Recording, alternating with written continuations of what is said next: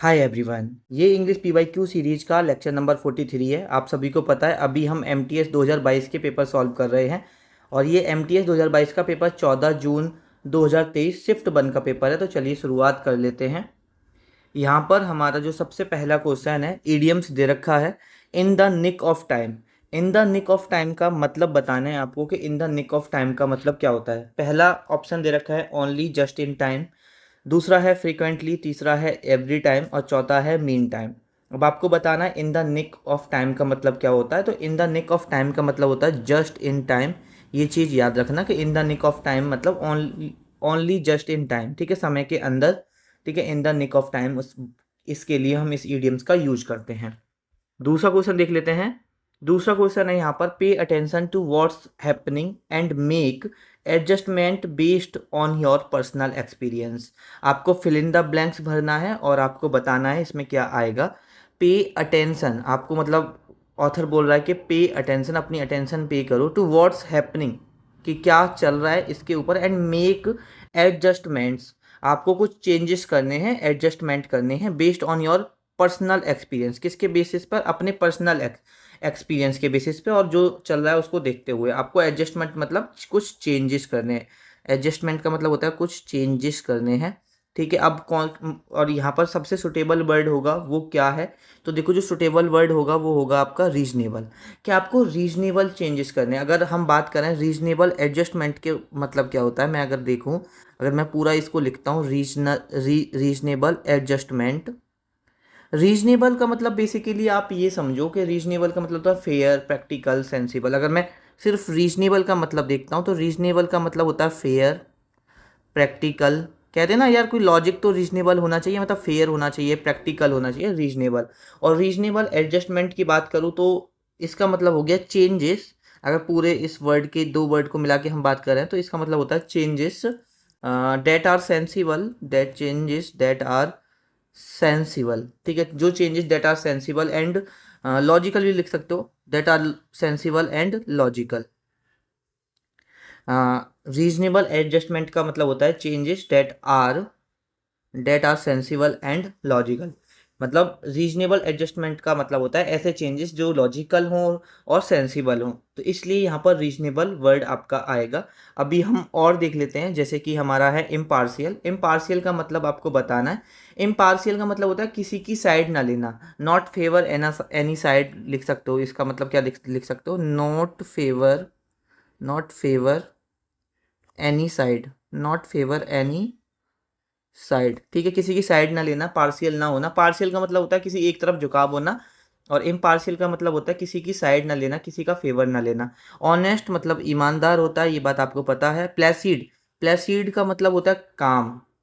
ठीक है, जो बंदा शांत होता है उसको बोला जाता है काम। प्लेसिड, प्लेसिड मतलब शांत। ठीक है, ये बात आपको पता होनी चाहिए। और रीजनेबल हमने देख लिया, ऐसा चीज में अब और कुछ देखना नहीं है। दूसरा क्वेश्चन देख लेते हैं। दूसरा है हमारा यहाँ पर, many opportunities came and went while he led bested. तो देखो, सबसे पहले आपको एक चीज़ है कि अगर अपॉर्चुनिटी आ रही है तो देखो, अपॉर्चुनिटी से पहले ए नहीं आएगा, अपॉर्चुनिटी से पहले एन आएगा। सबसे पहले तो आपको ये चीज़ याद रखनी है, अपॉर्चुनिटी से पहले क्या आएगा? एन आएगा। तो ए तो नहीं आएगा। और जब हम मैनी, हमारा एक चीज़ याद रखना, मैंने आपको ऑलरेडी, जब मैं, हम क्या करते हैं इस जो सीरीज कर रहे हैं इसके एंड में एक रूल भी कराता हूँ। तो मैंने ये रूल ऑलरेडी करा दिया है कि अगर मैनी आ आए या मैनी एन आए, उसके बाद जो आपका नाउन आएगा वो सिंगुलर आएगा। वो क्या आएगा? हमारा सिंगुलर आएगा। तो यहाँ अपॉर्चुनिटीज नहीं होगा, अपॉर्चुनिटी होगा। तो हमारा कौन सा सही हो जाएगा? Many an opportunity came and bent while he led bested. तो यहाँ पर हमारा पहला सही हो जाएगा। ठीक है, और क्वेश्चन के हिसाब से तो पहला आंसर हमारे यहाँ सही हो गया। अब हम नेक्स्ट क्वेश्चन देख लेते हैं। हमारा जो यहाँ पर नेक्स्ट क्वेश्चन है हमारा यहाँ पर, the participants respond to a series of statement at the dance competition. ठीक है, द पार्टिसिपेंट्स रेस्पॉन्ड्स। अब देखो, सब्जेक्ट वर्ब एग्रीमेंट का जो एरर है हर सवाल में आ रहा है, हर जगह हर बार आ रहा है, मतलब हर सवाल में मतलब हर शिफ्ट में आ रहा है, और दो दो तीन तीन भी आते हैं कभी कभी। जैसे यहाँ पर एक बात बताओ, पार्टिसिपेंट है, और जब आप एक बात बताओ यहाँ पर ये पार्टिसिपेंट है, ये मेरा प्लूरल नाउन है, ये मेरा प्लूरल नाउन है, ठीक है, प्लूरल नाउन है ये मेरा। तो प्लूरल नाउन के साथ मेरी वर्ब कैसी आएगी, वर्ब भी मुझे प्लूरल चाहिए, वर्ब भी मुझे प्लूरल चाहिए। और आपको एक बात पता है कि अगर सिंगुलर नाउन है कोई, तो नाउन में तो मैं एस या ई एस लगाता हूँ इसको प्लूरल बनाने के लिए नाउन को, बट वहीं पर अगर कोई मेरी वर्ब है, तो वर्ब में मैं एस या ई एस लगा के क्या करता हूँ, उसको सिंगुलर बनाता हूँ, और एस या ई एस को हटा के क्या करता हूँ, मैं प्लूरल बनाता हूँ। तो मुझे अगर वर्ब को प्लूरल बनाना है तो इस एस को यहाँ से हटाना पड़ेगा। तो मेरा क्या होगा, द पार्टिसिपेंट्स रेस्पॉन्ड।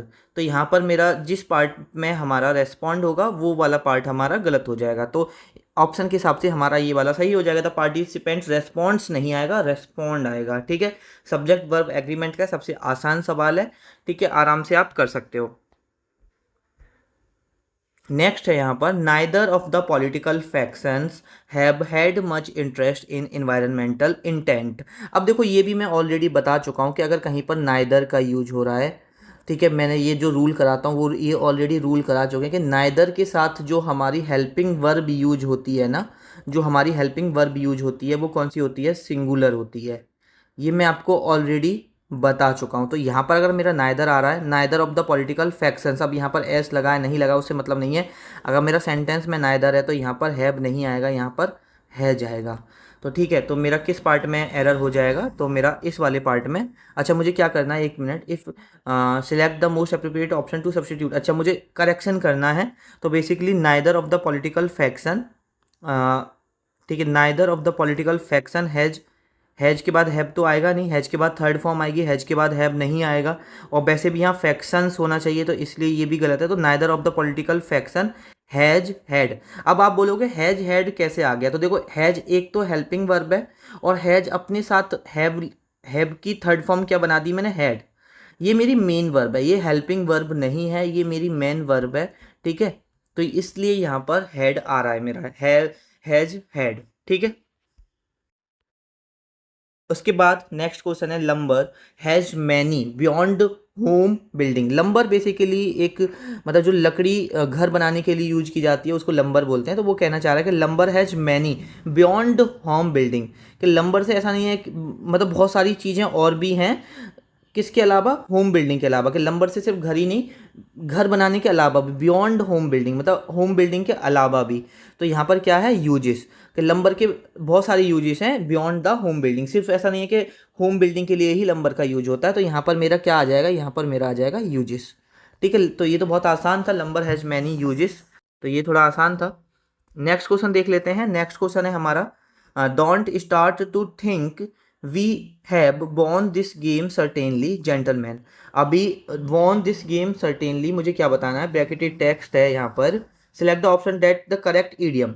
अच्छा इसके लिए क्या करेक्ट ईडियम हो सकता है ये आपको बताना है यहाँ पर, कि अगर आपको ये बोलना है वो वॉन दिस गेम सर्टेनली, कि आप निश्चय ये गेम जीत जाओगे, तो इसके लिए हम क्या ईडियम्स बोल सकते हैं। तो भाई इसके लिए जो ईडियम्स बना है आपका, got this game in the bag. Got this game in the bag का मतलब क्या होता है, वॉन दिस गेम सर्टेनली, ठीक है। तो ये चीज़ याद रखना, इसका ईडियम्स क्या हो जाएगा, got this game in the bag का मतलब होता है von this game certainly. Next है, ही इज फ्रैंक। फ्रैंक का आपको एंटोनियम बताना है, फ्रैंक। अब देखो फ्रैंक तो बहुत आसान वर्ड है, बोलते हैं ना ये तो बहुत फ्रैंक है। फ्रैंक में मतलब जो मन में है वो बोल दिया, बिल्कुल शर्माहट नहीं होती, जो शर्माते नहीं है उनके लिए हम फ्रैंक वर्ड का यूज करते हैं, ठीक है।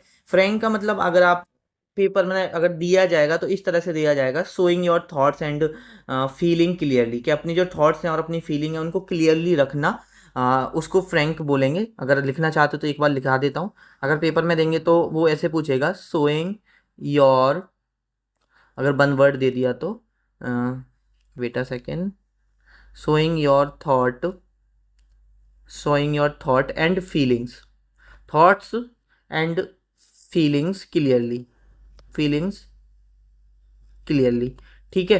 तो फ्रैंक का मतलब ये हो गया। अभी हमें क्या बताना है, एंटोनियम। एंटोनियम मतलब जो अपनी बात को नहीं रख पाते हैं अच्छे से, उसको बोला जाता है एबैजिव। ठीक है, एबैजिव का मतलब होता है अवॉइड, अगर एग्जैक्ट मीनिंग बताऊं आपको तो इसका मतलब होता है avoid giving direct answer. Avoid giving direct answer, इसका ही मतलब होता है avoid giving, but direct answer ना देना, शर्म महसूस करना, तो एबेजिव होता है। असिस्टिंग मतलब हेल्प हो गया, चीयरफुल मतलब हैप्पी हो गया, और आपका फॉर्चुनेट मतलब लकी हो गया। फॉर्चुनेट मतलब भाग्यशाली, लकी हो गया, चीयरफुल हैप्पी जानते हैं, असिस्टिंग मतलब हेल्प करना किसी की, तो यहाँ पर इससे ये रिलेट हो जाएगा। नेक्स्ट क्वेश्चन है हमारा यहाँ पर, many people may not find the reward with the time and effort required, कि बहुत सारे लोग होते हैं उनको वो रिवॉर्ड नहीं मिलता जो समय के साथ जितना उन्होंने प्रयास किया हुआ होता है। ठीक है, तो यहाँ पर एक वर्ड है आपका कमेंसुरेट। कमेंसुरेट का मतलब आपका बेसिकली ये होता है कि आपको अनुरूप, मतलब अगर एग्जैक्ट हिंदी में देखोगे तो अनुरूप होता है, या आप बोल सकते हो साइज, डिग्री, किसी चीज़ की इंटेंसिटी, कि मतलब जितना टाइम दिया विद द टाइम, मतलब टाइम के अनुसार, मतलब टाइम के साथ उन्हें वो सब चीज़ें नहीं मिलता जितना एफर्ट उन्होंने दिया था। ठीक है, तो बेसिकली इसको अनुरूप भी बोल सकते हो, मतलब। और कमेंसरेट का मतलब एक तरह से साइज में भी करते हैं कि उतना ज़्यादा रिवॉर्ड नहीं मिलता बावजूद उस टाइम पर जब उन्हें मिलना चाहिए। तो कमेंसरेट का मतलब एक तरह से अगर आप हिंदी में देखना चाहोगे तो इसका मतलब होता है अनुरूप। ठीक है, और नेक्स्ट क्वेश्चन देख लेते हैं।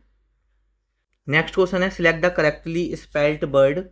हमें करेक्टली स्पेल्ड वर्ड बताना है, तो बहुत आसान है। कंट्रीब्यूट की स्पेलिंग बहुत, मतलब सबको पता ही होगा, और कंट्रीब्यूट मतलब आप सभी जानते होंगे, बहुत आप लोगों ने कंट्रीब्यूट किया होगा।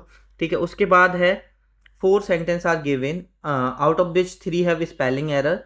3 में स्पेलिंग एरर है। Choose the sentence with all correctly spelled word. हमें वो टेंस चुनना जिसमें कोई भी स्पेलिंग एरर ना हो।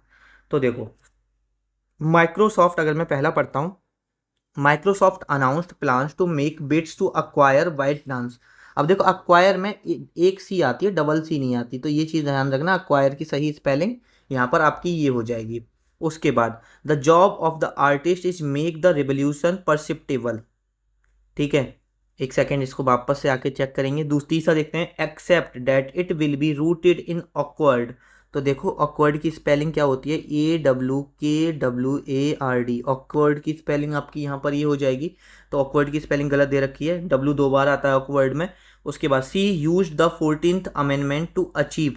अचीव की स्पेलिंग जो होती है ना, उसमें आई पहले आता है, अचीव।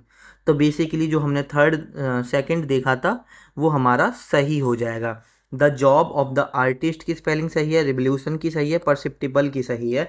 तो हमारा जो दूसरा सेंटेंस है उसमें कोई भी स्पेलिंग एरर नहीं है। नेक्स्ट है हमारा गोल्डन। गोल्डन का सिनोनियम बताना है, डल।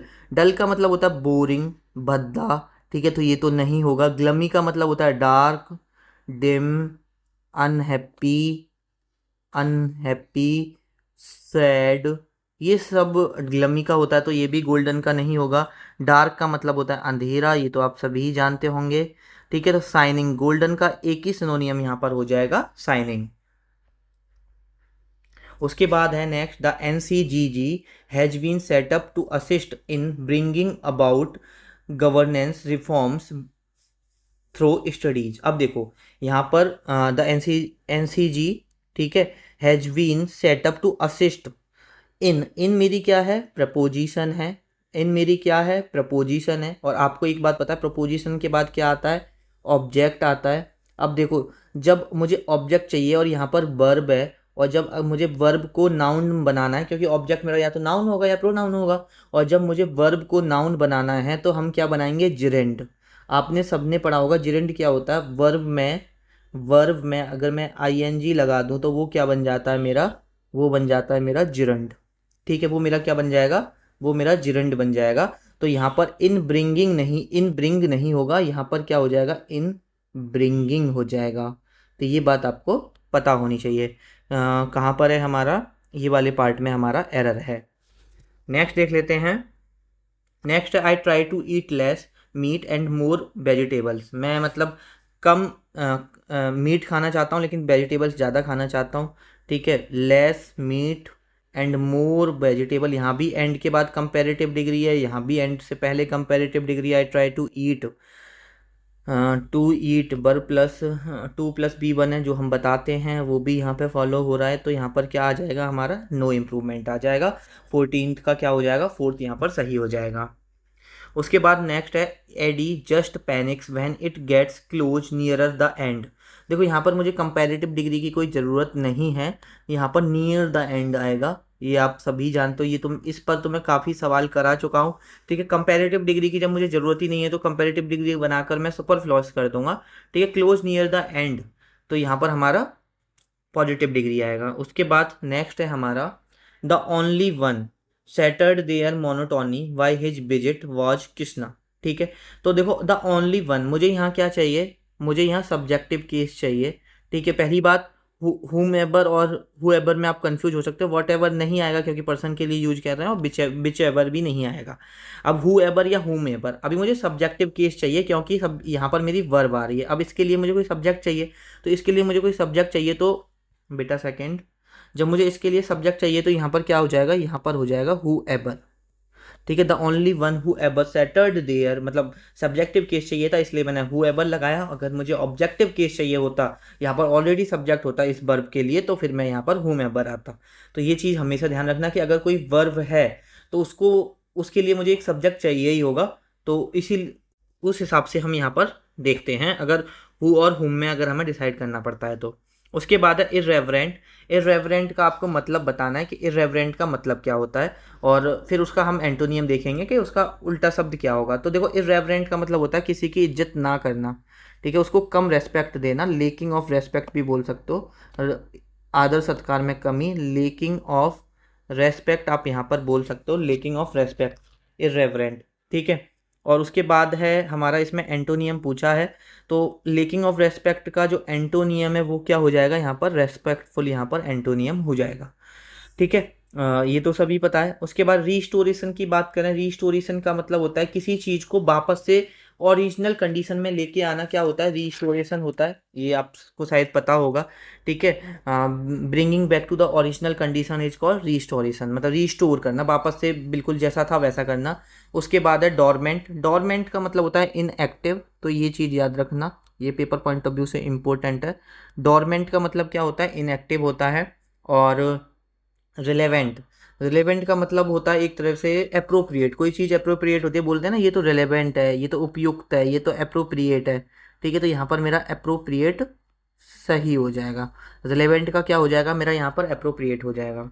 उसके बाद नेक्स्ट है वन हु हेट्स और डिस्क्रिमिनेट्स अगेंस्ट वुमेन। जो वुमेन्स को हेट करता है या वुमेन्स के खिलाफ होता है उसको मिसोगाइनिस्ट बोलते हैं, ये चीज़ याद रखना। और पैसिमिस्ट, अगर मैं पैसिमिस्ट की बात करता हूँ, पैसिमिस्ट कौन होता है, निराशावादी व्यक्ति होता है, जिसको हर चीज़ में नेगेटिव चीज़ देखनी होती है। कोई भी काम कर रहा है और उसमें उसको ऐसा लगता है कि कुछ गलत ना हो जाए, कुछ चीज़ें, मतलब जो निराशावादी आदमी होता है, जो नेगेटिव साइड देखता है हर चीज़ की, उसको पैसिमिस्ट बोल सकते हैं। पेपर में कैसे पूछा जा सकता है वन वर्ड को, तो वो लिख लो, a person who always, a person who always sees the, who always sees the negative side लिख लो, सीज द नेगेटिव साइड या नेगेटिव एस्पेक्ट भी लिख सकते हैं, नेगेटिव साइड ऑफ थिंग्स। और हिंदी में इसे बोलते हैं निराशावादी व्यक्ति। निराशा ये रहा है, ठीक है, निराशा, जस्ट अ सेकेंड, हिंदी में बोलते हैं इसे निराशावादी व्यक्ति,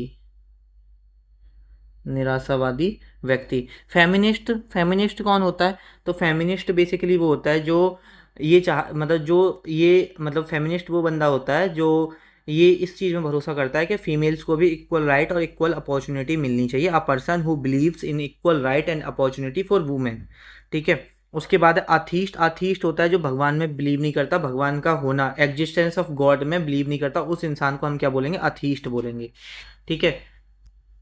उसके बाद नेक्स्ट है हमारा यहाँ पर, मुझे अप्रोप्रिएट वर्ड बताना है, एक वन वर्ड बताना है। Violent wind that has a circular movement, ऐसे करके हवा का झोंका, ठीक है, ऐसे करके जो बिंड होती है ऐसे गोल गोल घूमती है, उसको क्या बोला जाता है, तो उसका बोला जाता है हरिकेन, हरी केन। ठीक है, ये बात आपको पता होनी चाहिए। और ड्रॉट का मतलब होता है सूखा पड़ना, ड्रॉट का मतलब होता है सूखा पड़ना, लेक ऑफ वाटर लिख सकते हो इसे। डिलज का मतलब होता है बाढ़ आना, डिलज का। और सुनामी होती है जो पानी में, ये तो हवा की विंड है तो उसको हरिकेन बोलेंगे साइक। और जो पानी में, पानी सी मतलब वाटर वेव होती है, जो समुद्र में आती है, सी वेव भी बोल सकते हो, समुद्र की जो वेव होती है उसको क्या बोला जाता है, उसको सुनामी बोला जाता है। और ये अर्थक्वेक और डिफरेंट रीजन्स की वजह से सुनामी आती है। उसके बाद नेक्स्ट है हमारा आई एम पास्ट डिहाइड्रेटेड। तो बेसिकली डिहाइड्रेटेड का सिनोनियम बताना। तो डिहाइड्रेटेड का मतलब क्या होता है, लेक ऑफ वाटर। जैसे कहते हैं ना हमारी बॉडी डिहाइड्रेट हो गई है, डॉक्टर बोलता है कि तुम डिहाइड्रेशन हो गई है तुम्हारी बॉडी, तुम पानी ज़्यादा पियो, नींबू पानी पियो, ये पियो वो पियो। डिहाइड्रेटेड का मतलब होता है लेक ऑफ वाटर, पानी की कमी हो जाना। ठीक है, तो अगर हम ड्रेंड मतलब होता है, ड्रेंड मतलब भी होता है सूखा, पानी कम हो जाना। ठीक है, तो ये हमारा क्या पूछा था सिनोनियम, तो सिनोनियम यहाँ पर हमारा ड्रेंड हो जाएगा। और अगर हम बात करते हैं ब्रेस्ट, ब्रेस्ट का मतलब क्या होता है, BRACED, इंपॉर्टेंट है पेपर पॉइंट ऑफ व्यू से। ब्रेस्ट का मतलब बेसिकली होता है अपने आप को तैयार करना डिफ़िकल्ट और अनप्लीजेंट सिचुएशन के लिए। अगर इसे आप लिखना चाहो तो लिख सकते हो, पेपर पॉइंट ऑफ व्यू से इंपॉर्टेंट है।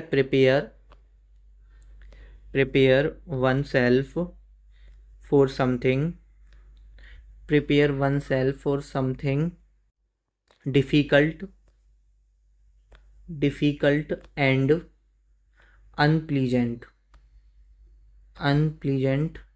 ठीक है, और वॉश्ड मतलब साफ़ करना, क्लीन करना वाटर की हेल्प से, ये तो आप सभी को पता ही होगा। ठीक है, तो ये 20 क्वेश्चन हो गए। अभी हम एक देखते हैं यहाँ पर रूल। और आज जो मैं रूल कराने वाला हूँ वो इम्पोर्टेंट है, मोस्ट इम्पोर्टेंट है। ठीक है, हमारा जो यूज्ड टू, काफ़ी एरर यहाँ से बनते हैं। यूज्ड टू बेसिकली एक तरह से पास्ट हैबिट को दिखाने के लिए भी यूज किया जाता है, और ये हमारा मॉडल वर्ब भी होता है। एज अ एडजेक्टिव भी इसे यूज करते हैं, और एज अ मैन वर्ब भी यूज करते हैं। मैन वर्ब इसे सिर्फ पैसिव वॉइस में यूज करते हैं, ये ध्यान रखना। ठीक है, एडजेक्टिव कहाँ पे यूज करेंगे वो अभी मैं दिखा दूंगा, आपको बता दूंगा। जहाँ पर या तो ये मॉडल वर्ब होगा, या एडजेक्टिव होगा, या मैन वर्ब होगा। अब कैसे होगा वो अभी हम एग्जाम्पल के थ्रू समझेंगे। जैसे कि देखो यहाँ पर दे रखा है he used to work hard, कि उसे ज़्यादा कड़ी मेहनत करने का वो क्या है, यूज्ड टू है। ठीक है, तो यूज्ड टू यहाँ पर हमारा क्या है, और हमेशा एक चीज़ तो आपको पता है ना, मॉडल वर्ब, जितनी भी मॉडल वर्ब हैं, अभी मैं आपको वर्ब पढ़ा रहा हूँ। ठीक है, जितनी भी हमारी मॉडल वर्ब हैं उनके बाद क्या आता है, बेस फॉर्म आती है। उनके बाद क्या आती है, बेस फॉर्म आती है, मतलब कि वर्ब की फर्स्ट फॉर्म आती है। ये बात आपको पता होनी चाहिए। तो he used to work hard. ठीक है, तो यूज टू वर्क हार्ड मतलब, अब यूज टू मेरा क्या है। और हमेशा एक चीज़ और याद रखना कि जो मॉडल वर्ब होगी ना, एक और चीज़ याद रखना कि जो मॉडल वर्ब होगी वो हमेशा हेल्पिंग वर्ब होगी, हमेशा हेल्पिंग वर्ब होगी। इसका मतलब क्या हुआ, इसके बाद एक मैन वर्ब जरूर आएगी, इसका मतलब ये हुआ। ठीक है, तो ही यूज्ड टू, तो मैन वर्ब मेरी वर्क है, और ये बेस फॉर्म है, मतलब वर्क है, सिर्फ बेस फॉर्म, ना तो एस ना ईडी ना कुछ। तो यहाँ पर मेरा यूज टू क्या है, ये मॉडल है। अभी हम बताएंगे कि ये एडजेक्ट, मतलब ये देखते हैं कि ये एडजेक्टिव वगैरह कहाँ होगा। अब देखो ही इज, अब देखो अगर इज आ गई मेरी हेल्पिंग वर्ब, एक बात मेरी समझना, अगर मेरी इज हेल्पिंग वर्ब आ गई तो यूज्ड टू क्या रहा, अब मेरा यूज्ड टू मॉडल वर्ब नहीं रहा, क्योंकि जो यूज्ड टू है वो मेरा सिर्फ हेल्पिंग वर्ब हो सकती है, जो मॉडल वर्ब है वो सिर्फ हेल्पिंग वर्ब आ सकती है, और मेरी हेल्पिंग वर्ब पहले ही आ गई। ठीक है, तो अब हमें देखना है कि इसमें जो यूज्ड टू है वो क्या है। तो he is used to work hard या वर्किंग हार्ड। तो बेसिकली ये कहना चाह रहे हैं कि वो कड़ी मेहनत करने का आदी है। तो बेसिकली वर्क, एक सेकेंड, मैंने क्या पढ़ाया था आपको, हाँ मैं आपको एक चीज़ और पढ़ा देता हूँ कि अगर यूज्ड टू, एक चीज़ लिख लो कि अगर used to as a adjective use होगा, यूज्ड टू अगर एज अ एडजेक्टिव यूज होगा तो उसके बाद वर्ब में मैं आईएनजी लगाऊंगा। बेसिकली यूज्ड टू अगर एज अ एडजेक्टिव यूज हो रहा है तो उसके बाद क्या आएगा, उसके बाद मेरा जिरंड आएगा, ये बात याद रखो।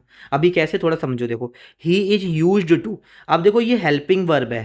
ठीक है, तो अब मुझे कैसे पता चलेगा कि ये जो यूज्ड टू है, अब मुझे चलो ये पता चल गया कि ये मॉडल वर्ब नहीं है, लेकिन अब मैं कंफ्यूज हूँ कि ये एडजेक्टिव है या मेन वर्ब है। तो देखो मेरा इज आ गया, और ये क्या पैसिव वॉइस में, सब्जेक्टिव केस क्या, ही कोई काम कर रहा है, वर्क हार्ड कर रहा है, तो ये एक्टिव वॉइस में।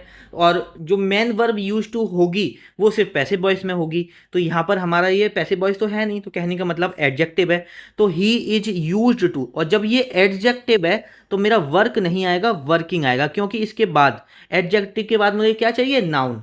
एडजेक्टिव देखो इसका टेक्निकल अगर देखा जाए तो एडजेक्टिव के बाद मुझे चाहिए होता है नाउन, क्योंकि आपको पता है नाउन को क्वालिफाई करता है एडजेक्टिव। ठीक है, तो एडजेक्टिव के बाद नाउन होगा। अब मेरा वर्किंग नाउन है नहीं, वर्ब है, और मैंने आपको बताया वर्ब को अगर मुझे नाउन बनाना है तो वर्ब में आईएनजी जोड़ दो, उसे जिरंड बना दो। तो हमने इसको जिरंड बनाया, इसलिए मैंने यहाँ पर इसको वर्किंग किया। आई होप अब आपको ये चीज़ भी समझ में आ गई होगी। तो यहाँ पर इसका यूज टू का मतलब अब क्या हो गया कि उसको कड़ी मेहनत करने का वो क्या है, आदी है। तो working hard, working used to क्या हो गया, अब मेरा एडजेक्टिव हो गया, और इज मेरा क्या हो गया, हेल्पिंग वर्ब हो गई। तो अब एज एडजेक्टिव भी देख लिया हमने, अभी कुछ और देखते हैं। जैसे कि he is used to hard work. अब देखो ही, अब मेरा क्या है, ही मेरा यहाँ पर सब्जेक्ट है, ठीक है, हेल्पिंग वर्ब आ गई। और अगर मैं इसे देखता हूँ तो ये मेरा देखो पैसिव वॉइस में तो नहीं है, ये मेरा एक्टिव वॉइस में है। और जब मेरी इज हेल्पिंग वर्ब आ गई तो बेसिकली मेरा ये क्या हुआ, पैसिव वॉइस में नहीं है, तो ये मेरा एडजेक्टिव है। ये मेरा अगर एडजेक्टिव है तो एडजेक्टिव के बाद मुझे क्या चाहिए, मुझे जिरेंड चाहिए, जिरेंड चाहिए। और जिरेंड क्यों चाहिए, क्योंकि एडजेक्टिव के जस्ट बाद नाउन आता है। लेकिन तो फिर मुझे हार्ड की जगह हार्डिंग करना पड़ेगा। लेकिन पहली बात तो ये सुनो कि हार्डिंग करके कोई वर्ड ही नहीं होता, और हार्ड अपने आप में नाउन है, हार्ड अपने आप में नाउन है। भाई मैं आईएनजी तो जब लगाऊंगा ना, जब मेरे पास वर्ब होगी, जब मुझे उसको नाउन बनाना है।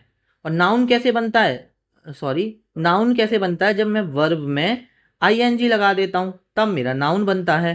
तो ठीक है, तो he is used to hard work, ये ऑलरेडी नाउन है तो मुझे इसकी नाउन बनाने की जरूरत नहीं है। तो ये चीज़ भी आपको समझ में आनी चाहिए। अब उसके बाद है, अगर मैं फिफ्थ देखता हूँ, camels are used to carry और कैरिंग लोड्स। अब ये बताओ ये एक्टिव वॉइस है या ये पैसिव वॉइस है। कैमल्स का यूज किया जाता है लोड्स को कैरी करने के लिए, तो आप ऑब्वियसली बोलोगे भैया ये पैसिव वॉइस है। तो अब मेरा इसमें यूज्ड किया है, अब मेरा यूज्ड है यहाँ इसमें मेन वर्ब, और इसमें फिर हमारा यूज और टू अलग अलग हो जाता है। हमारा एक सेंटेंस तो यहाँ तक बना, कैमल्स आर यूज्ड। अब आपको पता है पैसिव वॉइस में थर्ड फॉर्म आती है, तो कैमल्स यूज का क्या बना दिया मैंने, यूज्ड, और टू बना के मैं उसे आगे डिफाइन कर रहा हूँ, टू कैरी लोड, और कैरिंग नहीं होगा। ठीक है, टू के बाद जब हमारा ये यूज्ड अलग है, ठीक है, अब यूज टू एक साथ नहीं है, टू अलग है, यूज्ड अलग है, तो टू कैरी, आपको पता होगा टू प्लस B1 आता है, तो इसलिए टू के साथ कैरी होगा। आई होप मतलब थोड़ा सा मतलब ऐसा मैसअप सा लग रहा होगा, लेकिन एक बार ढंग से समझने की कोशिश करोगे ना तो आपको बहुत आराम से ये समझ में आ जाएगा। ठीक है, तो इस लेक्चर को यहीं पे ख़त्म करते हैं। अच्छा लगा हो तो लाइक कर देना। आपसे मुलाकात होगी नेक्स्ट लेक्चर में।